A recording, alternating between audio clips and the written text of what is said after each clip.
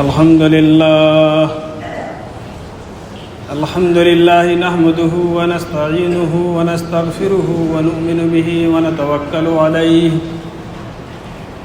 ونعوذ بالله من شرور أنفسنا ومن سيئات أعمالنا من يهده الله فلا مضل له ومن يضلله فلا هادي له ونشهد أن لا إله إلا الله وحده لا شريك له ونشهد أن محمدًا عبده ورسوله أما بعد فأعوذ بالله من الشيطان الرجيم بسم الله الرحمن الرحيم يا أيها الناس إنا خلقناكم من ذكر وأنثى اللهم صل على سيدنا مولانا محمد وعلى آله وصحبه وبارك وسلم.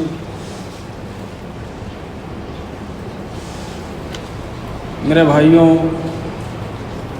بزرگوں، عزیز ساتھیوں اور دوستوں،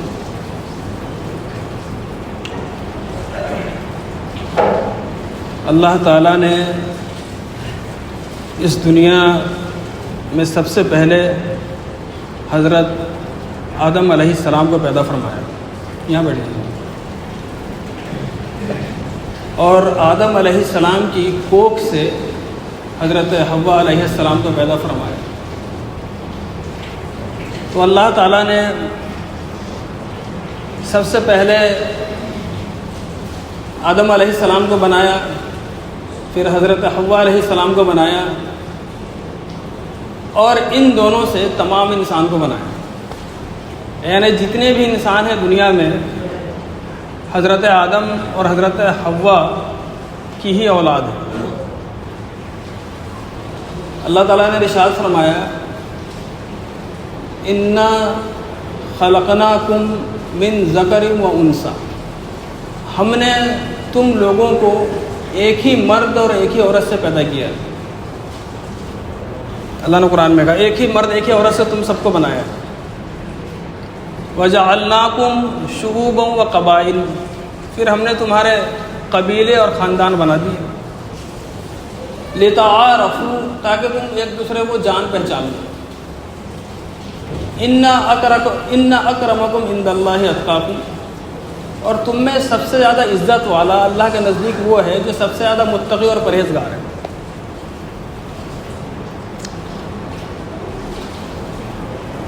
تو حضرت آدم علیہ السلام کی اولاد بڑھتی گئی، اولادیں بڑھتی گئی، تو ضرورت پڑی گاؤں کی، پھر ضرورت پڑی شہروں کی، اور پوری دنیا میں اولاد پھیلتی گئی.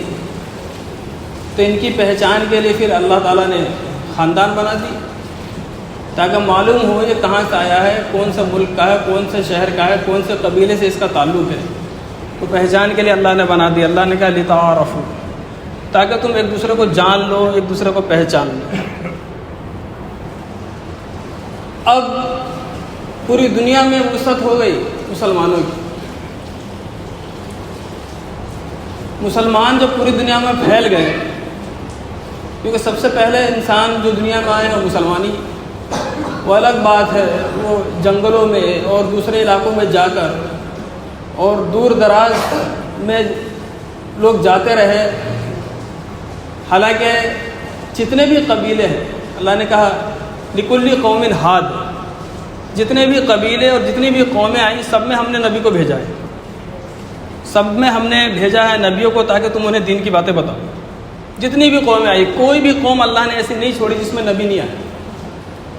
تو ان کو سمجھانے کے لیے کہ تم اللہ ہی کی عبادت کرو، لا الہ الا اللہ، اللہ ہی کو مانو، اس کے علاوہ کوئی معبود نہیں ہے. تو اس دعوت کے لیے لوگوں کو سمجھانے کے لیے، چونکہ لوگ درختوں کو، جانوروں کو اور پہاڑوں کو اور سورج کو، چاند اور ستاروں کو، ان سب کو لوگ پوجنے لگ گئے. تو اللہ تعالیٰ نے نبیوں کو بھیجا کہ جاؤ انہیں بتاؤ انہیں کیا بیوقوفی کر رہے ہیں. کیونکہ ہم نے پیدا کیا ہے، ہماری عبادت کرنی ہے. انا خلقناکم، بنانے والے تو ہم ہیں. اور یہ پوجا اور پرستش کسی اور کی کر رہے ہیں، انہیں جا کے سمجھاؤ. تو نبی آ کے سمجھاتے گئے، تو نبی سمجھاتے گئے، یہاں تک کہ نبیوں کا سلسلہ دنیا سے ختم ہو گیا. سب سے پہلے آدم علیہ السلام اور سب سے آخر میں ہمارے آپ کے نبی حضرت محمد مصطفیٰ صلی اللہ علیہ وسلم. آپ نے فرمایا کہ میں آخری نبی ہوں. انا خاتم النبیین لا نبی بعدی. میں آخری نبی ہوں، میرے بعد کوئی نبی آنے والے نہیں. تو آپ صلی اللہ علیہ وسلم سے دنیا میں تشریف لے جانے کے بعد، آپ صلی اللہ علیہ وسلم کے دنیا سے جانے کے بعد اب زمانہ دور ہوتا گیا آپ کے زمانے سے. تو آپ نے فرمایا تھا، حدیث شریف ہے کہ میرا زمانہ سب سے بہتر ہے. خیر القرون قرنی ثم الذین یلونہم ثم الذین یلونہم. تو پھر جو زمانہ اس پہ ملتا جلتا ہوگا وہ اس سے بہتر ہوگا. یعنی میرے بعد جو زمانہ اب آنے والا ہے وہ بدتر ہی زمانہ آئے گا، یہاں تک کہ قیامت آئے گی، دنیا ختم ہو جائے گی. تو 1500 سال آپ صلی اللہ علیہ وسلم کو ہو گئے اور زمانے کی خرابیاں بڑھتی گئی جا رہی ہے. ان خرابیوں میں سے ایک بہت بڑی خرابی پیدا ہو گئی جس کا نام عصبیت اور تعصب ہے. ان خرابیوں میں سے بہت بڑی خرابی پیدا ہوئی جس کا نام عصبیت ہے. کہ عصبیت کیا ہے؟ کہ اللہ کے نبی صلی اللہ علیہ وسلم سے پوچھا کسی نے، یا رسول اللہ کہ عصبیت کیا ہے؟ تو آپ صلی اللہ علیہ وسلم نے ارشاد فرمایا، عصبیت یہ ہے کہ تو اپنے قوم والوں کے ظلم پر ان کی تو مدد کرے. تیرے قوم اور تیرے خاندان والے غلطی پر ہو، اللہ کی نافرمانی پر ہو، ظلم پر ہو، اور تو اس وجہ سے ان کی حمایت لے کہ یہ میری قوم ہے، میرا خاندان ہے. یہی عصبیت ہے. کہ عصبیت کا نتیجہ کیا ہوگا؟ عصبیت کا نتیجہ کیا ہوگا؟ یہ میرا خاندان، یہ میری زبان والا، یہ میرا گاؤں والا، یہ میرا شہر والا، اور یہ میرا ملک والا. جب یہ چیزیں ذہن میں رہیں گی اس طور پر کہ یہ میرے ملک کا آدمی ہے، یہ میرے خاندان کا ہے، یہ میرے شہر کا ہے، یہ میری ذات اور برادری کا ہے، میں اس کی طرفداری کروں گا چاہے یہ غلطی پر ہو. یہ تصور اگر اس کے ذہن میں ہے تو تعصب کا یہ تصور حدیث میں ہے کہ اس کا ذرہ بھی اگر کسی کے ذہن میں ہو تو جنت کی خوشبو جو 500 میل کی مسافت تک دوری تک جاتی ہے، تو جنت میں جانا تو دور ہے، اس کی خوشبو کو سونگھ بھی نہیں پائے گا. تو ہمارے یہاں کیا شروع میں کیا ماحول تھا ہمارے یہاں کا؟ ہمارے اس ملک کا شروع میں یہ ماحول تھا کہ بڑی بڑی ذات برادریاں جو مانی جاتی تھی، یہ برہمن ہے جی، اور یہ آریہ سماج ہے، اور یہ آچاری جو ہے، تو ان کے عبادت گاہوں میں کوئی نیچے خاندان، نیچے نسل کا کوئی جا نہیں سکتا تھا ان کی عبادت گاہ میں. یہاں تک کہ ان کے سامنے کرسی پر یہ بیٹھتے تو نیچے بیٹھتے،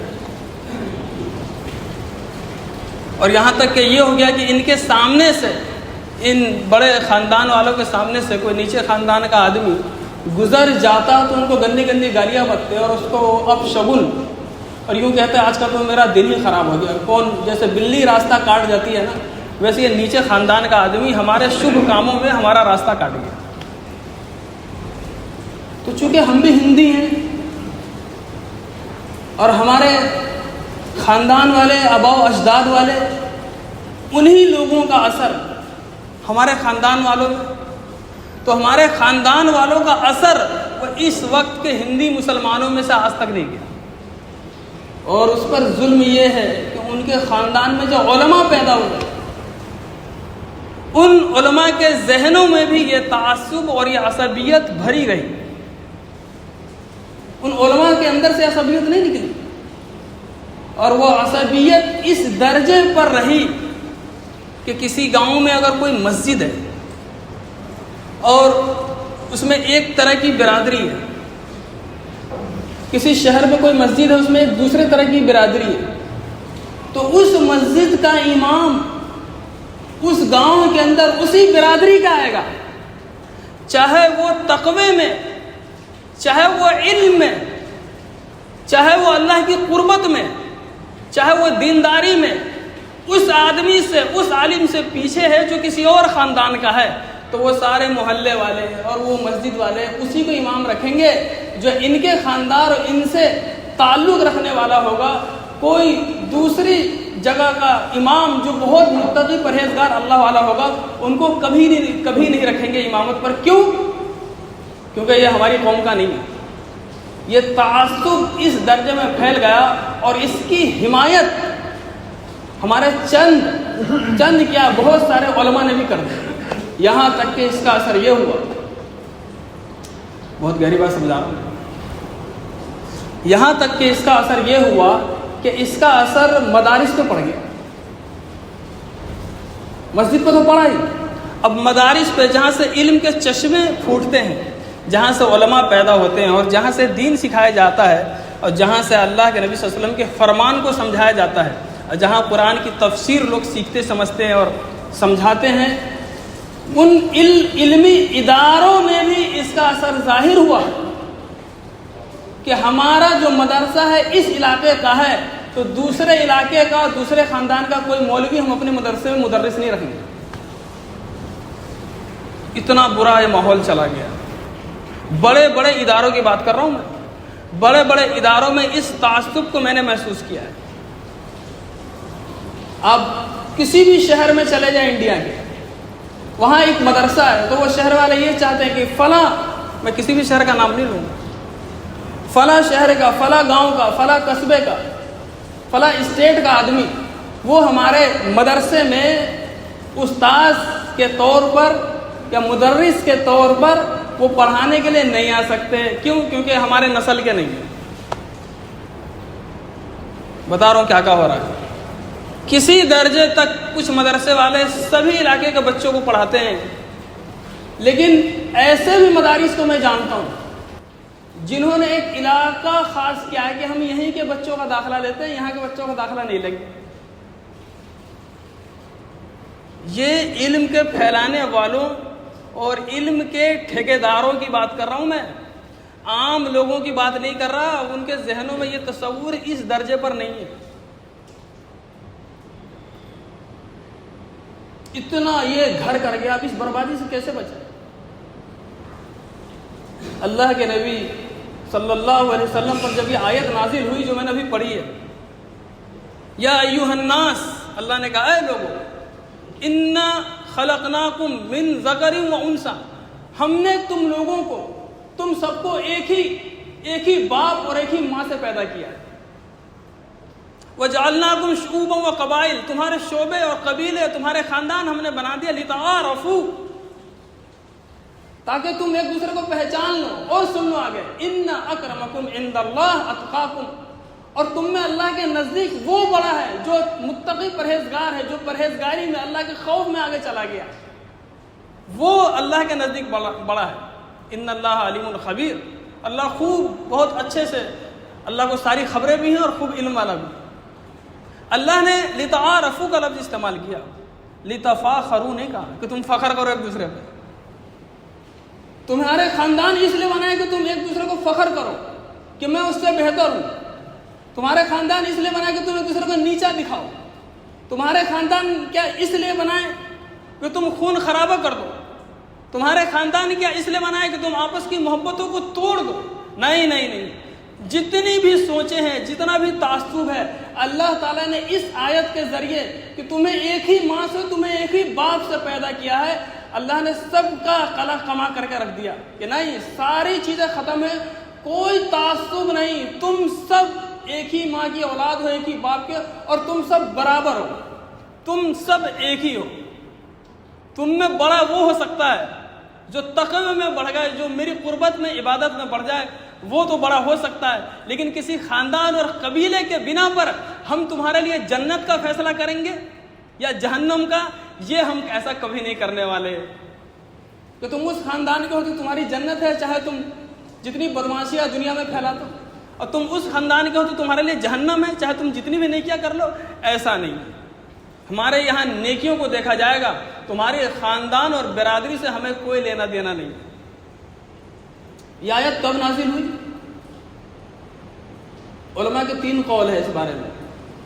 3 اقوال علماء نے 3 جگہ بتائے ہیں کہ یہاں یہ آیت نازل ہوئی۔ حضرت امام زہری رحمۃ اللہ علیہ فرماتے ہیں کہ ایک صحابی ایک صحابی گزرے ہیں، ان کا نام ہے ثابت بن قیس۔ ثابت بن قیس رضی اللہ تعالیٰ عنہ اونچا سنتے تھے، ذرا کم سنتے تھے، تو اللہ کے نبی صلی اللہ علیہ وسلم کی مجلس میں حالانکہ وہ دیر سے بھی آتے تو سارے صحابہ کرام ان کو جگہ دیتے، راستہ دیتے، بھائی ان کو آنے دو، کیونکہ سنتے کم ہیں۔ تو آپ صلی اللہ علیہ وسلم کے بالکل قریب بیٹھ کر وہ دین کی باتیں سنتے تھے۔ اکثر یہ معمول تھا، فجر کی نماز کے بعد فوراً سارے صحابہ کرام آپ صلی اللہ علیہ وسلم کی مجلس میں بیٹھ جاتے تھے۔ تو سارے کے سارے صحابہ جو ہے وہ بیٹھے ہوئے تھے، ایک دن بیٹھے ہوئے تھے، چونکہ ان کی 1 رکعت فجر کی چھوٹ گئی تھی حضرت ثابت بن قیس کی۔ تو سارے وہ آنے لگ گئے، راستہ دینے لگے، آ جاؤ بھائی۔ تو ایک صحابی کے پاس جب وہ پہنچے تو انہوں نے کہا مجھے راستہ دے تاکہ میں آپ صلی اللہ علیہ وسلم کے قریب بیٹھوں۔ تو انہوں نے کہا میں کیوں راستہ دوں، میں تو پہلے سے بیٹھا ہوں، میں کیوں دوں راستہ۔ ان کو غصہ آ گیا، ان کو ثابت بن قیس کو۔ تو کسی صحابی سے پوچھا کہ یہ کون ہے جو اس طرح کی بات کر رہے ہیں؟ ان کا فلاں قبیلے کا ہے۔ تو انہوں نے حضرت ثابت بن قیس نے ان کو شرم دلائی کہ او فلاں قبیلے والے، یعنی ان کو آر دلائی، شرم دلائی، کوئی ایسی بات بولی کہ اس قبیلے کا یا کوئی معاملہ نیچے معلوم ہوتا ہوگا، تو آر دلائی۔ تو اللہ کے نبی صلی اللہ علیہ وسلم نے سن لیا۔ اللہ کے نبی صلی اللہ علیہ وسلم نے فرمایا کہ یہ بات کس نے کہی ہے ابھی؟ تو انہوں نے کہا ثابت بن قیس نے، یا رسول اللہ یہ بات میں نے بولی ہے۔ تو کہا ذرا دیکھو تو صحیح مجمع پر۔ تو مجمع کو دیکھنے لگے۔ آپ نے کہا سب کو دیکھو جو سامنے بیٹھے ہوئے ہیں، سب کو دیکھنے لگے۔ کہا آپ صلی اللہ علیہ وسلم نے پوچھا کیا دیکھا؟ کیا یا رسول اللہ کوئی گورا ہے، کوئی کالا ہے، کوئی سرخ ہے، سب الگ الگ رنگوں کے لوگ یہاں بیٹھے ہوئے۔ تو اللہ کے نبی صلی اللہ علیہ وسلم نے فرمایا کہ تم ان کالوں سے، ان گوروں سے، ان سرخ رنگ والوں سے بہتر نہیں ہو سکتے۔ تم تبھی بہتر ہو سکتے ہو جب کہ تم تقوی میں ان سب سے آگے بڑھ جاؤ،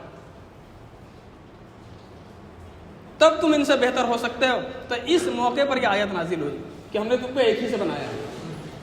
فرماتے ہیں علماء کرام کہ پھر ایک دوسرا موقع یہ تھا کہ ایک صحابی ہیں ابو ہند۔ تو ابو ہند وہ حجامہ کرتے تھے، حجام تھے، حجامہ کرتے تھے، پشنا لگاتے تھے۔ تو اللہ کے نبی صلی اللہ علیہ وسلم بہت خوش ہوئے ان کے پشنا لگانے سے، یعنی نسوں سے خون نکال کے بیماریاں دور کی جاتی تھی اس زمانے میں۔ اللہ کے نبی صلی اللہ علیہ وسلم نے فرمایا تھا کہ اس جتنی دوائیں ہیں سب سے زیادہ خیر اس میں ہے کہ تم حجامہ کرایا کرو۔ اس لیے آپ صلی اللہ علیہ وسلم کی سنت بھی ہے، حجامہ میں بہت بیماریوں سے دوری ہوتی ہے، بہت ساری بیماریاں ختم ہو جاتی ہے، شفا ملتی ہے۔ تو صحابی ابو ہند، تو جب انہوں نے حجامہ کیا آپ صلی اللہ علیہ وسلم کا تو آپ صلی اللہ علیہ وسلم بہت خوش ہوئے۔ اور ایک قبیلہ وہاں تھا بنو ضیافہ قبیلہ والوں سے کہا آپ صلی اللہ علیہ وسلم نے کہ تم اپنی کسی لڑکی سے اس کا نکاح کیوں نہیں کر دیتے؟ یہ ابو ہند کا نکاح تم اپنی کسی لڑکی سے کیوں نہیں کر دیتے؟ اور وہ بنو ضیافہ قبیلہ اونچا بڑا قبیلہ تھا، اور یہ جو بنو ہند، یہ ابو ہند جو صحابی ہیں، یہ آزاد کردہ مسلمان تھے، یعنی پہلے غلام تھے۔ تو غلام جو ہوتے تھے اس زمانے میں وہ لوور مانے جاتے تھے، چھوٹے مانے جاتے تھے۔ تو اللہ کے نبی صلی اللہ علیہ وسلم نے کہا نکاح کیوں نہیں کر دیتے اس سے؟ تو وہ قبیلے والے بنو ضیافہ والے کہنے لگے یا رسول اللہ اس سے ہم نکاح کر دیں، یہ تو ہمارا ہی غلام تھا، اب ہمارے کو یہ دن آ گئے کہ اپنی بیٹیوں کا نکاح اپنے غلاموں سے کرنے لگے۔ تب اس پر یہ بات آپ صلی اللہ علیہ وسلم کو پسند نہیں ہے۔ پھر یہ آیت نازل ہوئی کہ تمہیں پیدا کیا ہے ایک ہی مرد سے، ایک ہی عورت سے، یہ بیچ میں تم یہ کیا لے کے آ گئے؟ یہ خاندان، نسل، یہ برادری تم یہ کہاں سے لائے؟ تم کو تو صرف یہ پہچان کے لیے تھا، ایک دوسرے پر فخر اور ایک دوسرے کو نیچا دکھانے کے لیے کبھی بھی نہیں۔ ایک موقع یہ ہے، ایک موقع فتح مکہ پر تھا، یعنی شان نزول میں 3 اقوال ہیں، میں نے 2 باتیں آپ کو بتا دی۔ فتح مکہ پر اللہ کے نبی صلی اللہ علیہ وسلم نے حضرت بلال حبشی رضی اللہ تعالیٰ عنہ سے کہا اذان دو بلال، تو حضرت بلال رضی اللہ تعالیٰ عنہ نے اذان دی. تو وہیں پر ایک صاحب تھے عاطف کر کے نام تھا ان کا. انہوں نے وہ کہنے لگے جناب کہ اچھا ہوا میرے والد صاحب اس دن کو دیکھنے سے پہلے مر گئے کہ ایک کالا غلام حبشی مکہ میں اذان دے رہا ہے، مسجد حرم میں اذان دے رہا ہے. اس سے بہتر ہوا اس دن کو دیکھنے سے پہلے میرے والد صاحب کا انتقال ہو گیا. اور ایک اور صاحب وہاں پر تھے حارث بن حشام، وہ کہنے لگے کہ محمد کو نعوذ باللہ ایسے بولا کہ محمد کو یہ کالا کوائی ملا تھا اذان دینے کے لیے. حضرت بلال حبشی کے بارے میں وہاں پہ اور بھی ایک صحابی تھے سہیل نام کر ایک اور صاحب تھے ان کا نام سہیل ہے.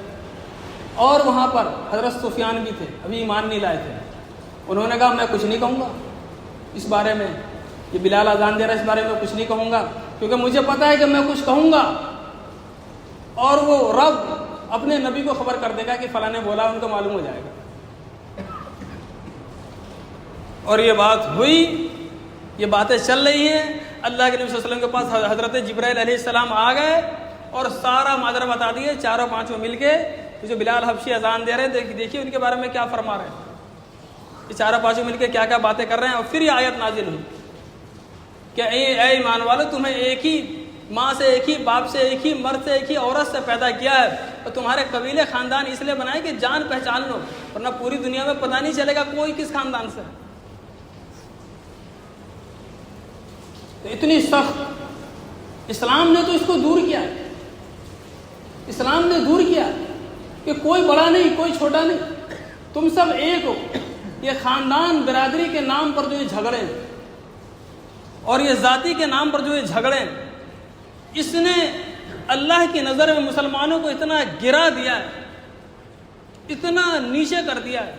کوئی بھی قوم اور آپس کی محبت اور معاشرے کی محبت تب تک ان کے اندر گھوم نہیں سکتی، محبتیں اور اخوت بھائی چارگی پیدا نہیں ہو سکتی جب تک اس چیز کو وہ دور نہ کرے.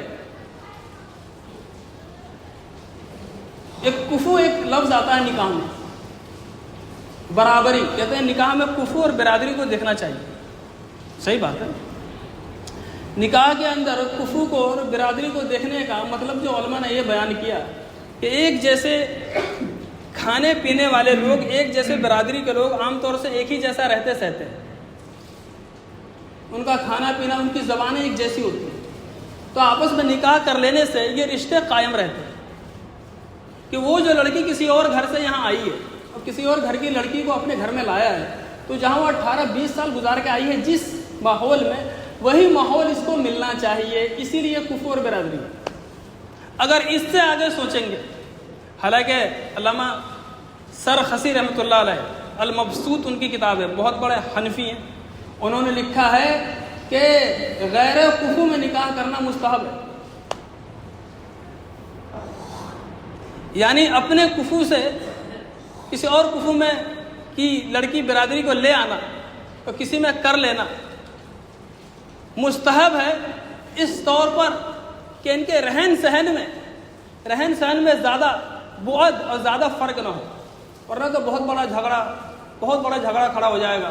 وہ لڑکی سلطان کی بیٹی ہو اور ایک رکشے والا اپنا رشتہ بھیج دو اس کے یہاں، تو یہ برابری کیسے ہوگی؟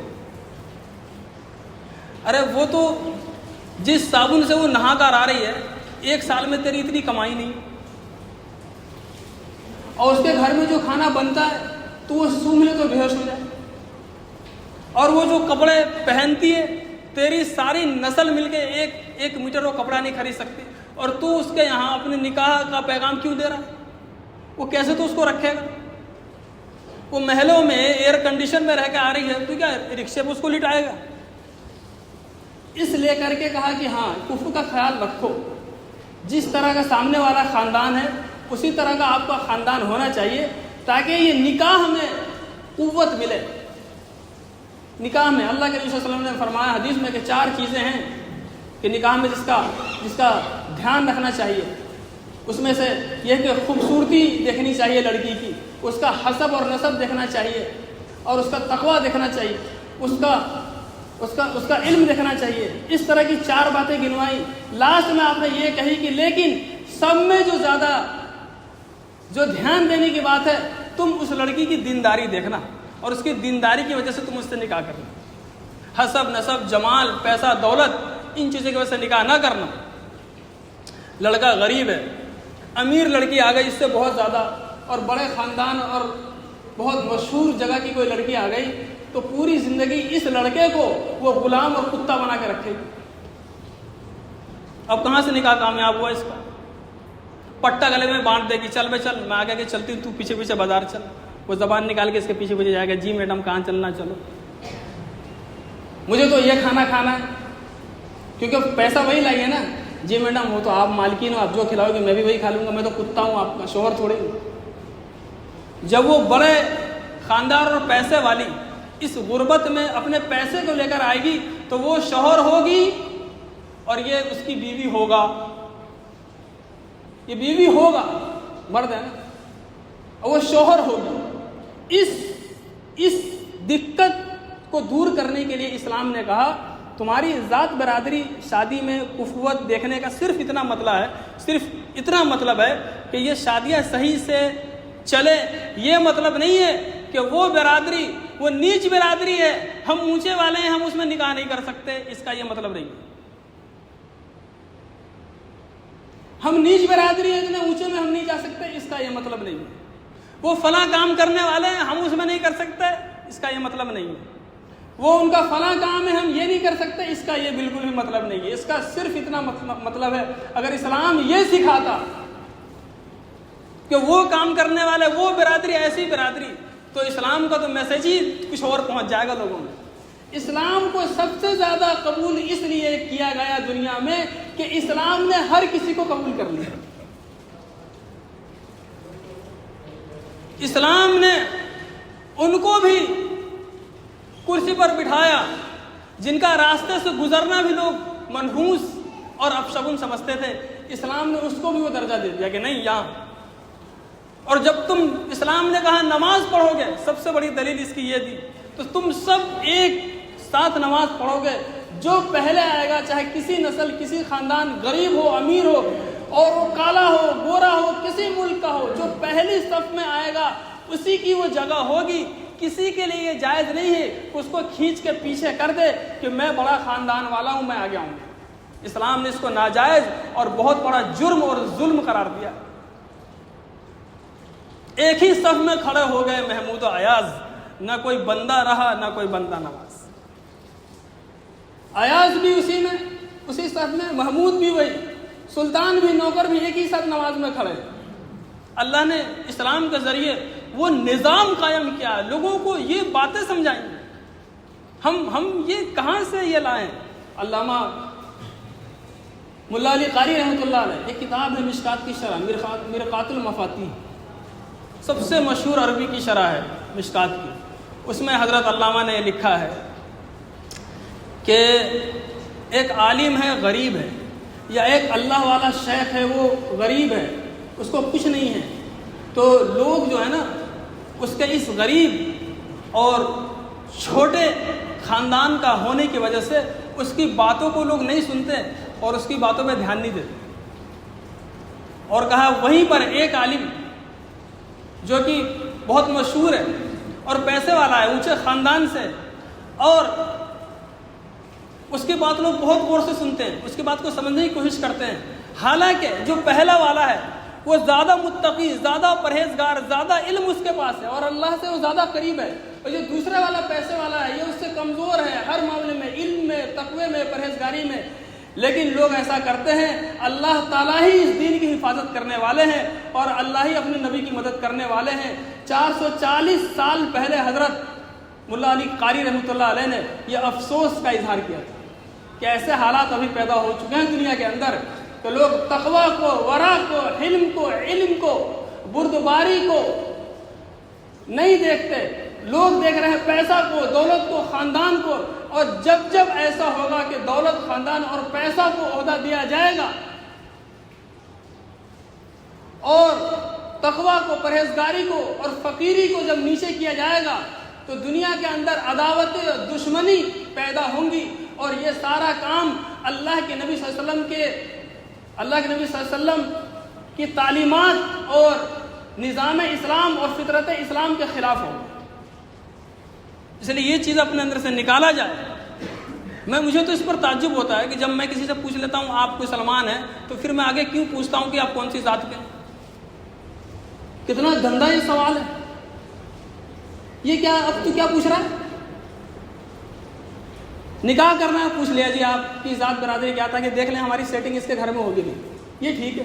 لیکن ایسے بھی اپنی بات چیت میں وہ کہتا میں فلاں خاندان سے، وہ کہتا میں فلاں خاندان سے، اتنا بدتر گھٹیا آدمی، ویری بیڈ، اتنا نیچ، ہمارا جوتا صاف کرنے والا تو۔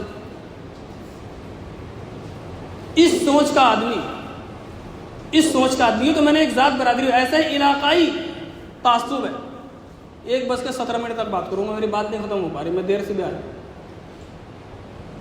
علاقائی تعصب ہے۔ دلی والے، سنو میری بات، دلی والے، یو پی والے، بہار والے، بنگال والے، آسام والے، پنجاب والے، ہریانہ والے، ایسے ہی حیدرآباد والے، اور پورے ملک اور ہندوستان والے، اور یہ بنگلہ دیش والے اور امریکہ والے اور جاپان والے، یہ سوچ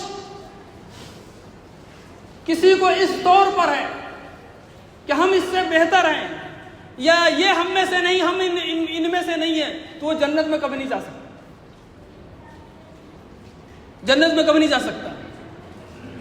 مرکز نظام الدین کے اندر ہم تو کبھی یہ نہیں پوچھتے کہ تم کون سے ملک کے ہو، اس کی ذات برادری اور انڈیا میں کہاں سے پوچھنا تو دور کی بات ہے۔ پوری دنیا ایک جگہ جمع ہے اور سارے ایسے گلے ملتے ہیں، انما المؤمنون اخوہ، کہ سارے مسلمان بھائی ہیں۔ اس کی گواہی، اس کا نظارہ مجھے مرکز نظام الدین کے علاوہ کہیں نہیں دکھتا، پتہ نہیں کیا ہے۔ وہاں جاتے ہی اس ہوا میں ایسا لگتا ہے کہ میں یہیں کا ہوں، یہاں کوئی نہیں ہے، یہاں سب ایک ہے۔ اللہ کے نبی صلی اللہ علیہ وسلم نے حجۃ الوداع پر سارے صحابہ جمع تھے اور آپ نے فرمایا یا ایھا الناس، اے لوگو، الا میری بات سنو، ان ربکم واحد، تمہارا رب ایک ہے، ان اباکم واحد، اور تمہارا باپ بھی آدم علیہ السلام وہ ایک ہی ہے، سب کے سب ایک ہی ہے۔ تو پھر فرمایا لا فضل لعربی علی عجمی، کسی عرب والے کو کسی عجم والے پر کوئی فضیلت حاصل نہیں ہے۔ لا فضل لاسود علی احمر، کہ کسی کالے کو کسی سرخ پر کوئی فضیلت حاصل نہیں ہے۔ اللہ کے نبی صلی اللہ علیہ وسلم نے فرمایا کہ جو فضیلت حاصل ہے وہ کیا ہے کہ الا بالتقوی، یہاں تک کہ تم متقی اور پرہیزگار ہو تو اس پر تمہیں فضیلت حاصل ہے، اس پر تمہیں فضیلت حاصل ہے۔ حل بلغت، کیا میں نے دین پہنچا دیا؟ تو تمام صحابہ نے کہا، سب نے کہا قالو، سب نے کہا کہ نام آپ نے پہنچا دیا۔ تو پھر فرمایا فلیبلغ الشاہد الغائب، تو تم میں جو یہاں حاضر ہے اس دین کو، اس میسج کو، کہ سارے کے سارے اس دنیا میں برابر ہیں، کسی گورے کو کسی کالے پر، اور کسی کالے کو کسی گورے پر، کسی عرب کو کسی عجم پر، کسی عجم کو کسی عرب پر، کسی خاندان کو کسی خاندان پر، اونچے کو نیچے پر اور نیچے کو اونچے پر، کوئی بھی فضیلت حاصل نہیں ہے، مگر تم اللہ والے بن گئے، تقوی والے بن گئے، تم اللہ کے قریب ہو جاؤ گے، اس کی وجہ سے تمہاری فضیلت بڑھائی جا سکتی ہے، بس اس کے علاوہ کوئی بھی حل نہیں ہے کہ تم کسی سے بڑے ہو جاؤ، تم کسی سے بڑے ہو جاؤ، بس صرف تقوی۔ ان اکرمکم عند اللہ اتقاکم، اس آیت کو یاد رکھیے گا کہ اللہ کے نزدیک سب سے بڑا وہ ہے جو سب سے زیادہ اللہ سے ڈرنے والا ہے اور اللہ کا متقی اور پرہیزگار بندہ ہے، اس کے علاوہ کچھ بھی نہیں ہے۔ یہاں تک کہ اللہ کے نبی صلی اللہ علیہ وسلم کے چچا حضرت ابو طالب ایمان نہیں لائے، حالانکہ قریش خاندان سے، اور ایمان نہیں لائے، تو اللہ کے نبی صلی اللہ علیہ وسلم بھی ان کو جنت میں نہیں پہنچا سکتے، خاندان کبھی کام نہیں آئے گا۔ حضرت